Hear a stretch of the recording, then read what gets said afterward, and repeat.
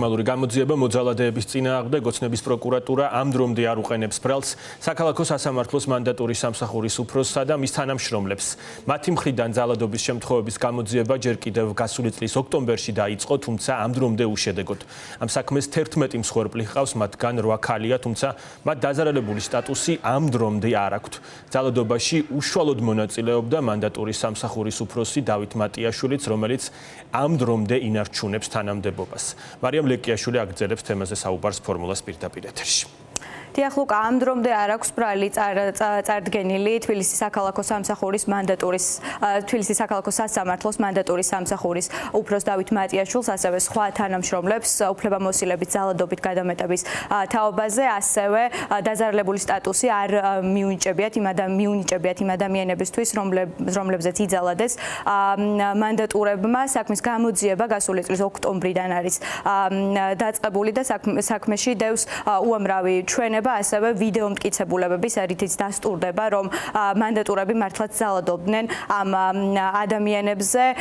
თბილისის პროკურატურაში შესული 10-ზე მეტი საჩივარი ამ საქმეებს ყავს 11 დაზარალებული, მათგან 8 არის ქალი. ამ დაზარალებულთა შორის არის ასევე ფორმულას ჟურნალისტი ნატალი ჯახუტაშვილი, რომელსაც დავით მატიაშვილმა ხელი შეუშალა ჟურნალისტურ საქმიანობებში. ახლა მთავარი კითხვა, რაც აქვს საზოგადოებას, არის ის, თუ რატო ჭიანურდება გამოძიება ასე, თუმცა როგორც ადვოკატები და ასევე ადამიანები, რომლებზეც იძალადეს თბილისის საქალაქო სასამართლოს მანდატურება, ამბობენ, რომ არის ის, რომ საქმეში დევს უამრავი მტკიცებულება ამის დამადასტურებლად, თუმცა საქმე გვაქვს შერჩევით სამართალთან.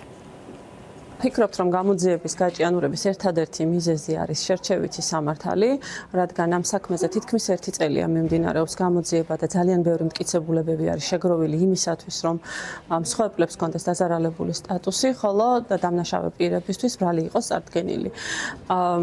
ჩვენ დაზარალებულმა მხარემ ჩვენი ინიციატივით არაერთი მტკიცებულება მივაწოდეთ საგამოძიებო ორგანოებს, მათ შორის ძალადობის ფაქტების აღწერის შემცველი და ასევე სხვადასხვა შემთხვევაში ფიზიკური დაზიანებების შესახებ ინფორმაცია, მათ შორის სამედიცინო დოკუმენტაცია. ორი საჩივარი მაქვს შეტანილი მანდატური სამსახურის წინააღმდეგ და თითოეულ საჩივარში ვაფიქსირებ, რომ ეს დანაშაული არის ჯგუფური და შესაბამისად მოვითხოვე ვიდეო ჩანაწერების ამოღება, ჩემთვის ყველაზე პრიორიტეტულ საკითხს მოადგენდა, რომ ვიდეო ჩანაწერები მქონოდა, თუმცა ამ ეტაპზე არავითარი განვითარება არ ქონია გამოძიებას, რაც სრულიად მოსალოდნელი იყო.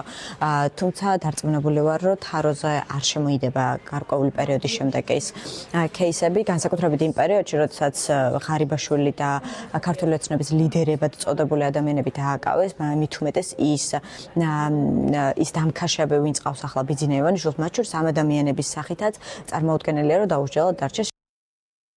მანდატურების მხრიდან ძალადობის საქმის შესწავლა დაიწყო საქართველოს სახალხო დამცველმანს. მან უკვე გამოითხოვა ინფორმაცია თბილისის პროკურატურიდან გამოძიების მიმდინარეობის თაობაზე. შეგახსენებთ იმასაც, რომ გამოძიება დაწყებულია სისხლის სამართლის კოდექსის 333 მუხლით, რაც ითვალისწინებს სასჯელის სახით 8 წლამდე პატიმრობას.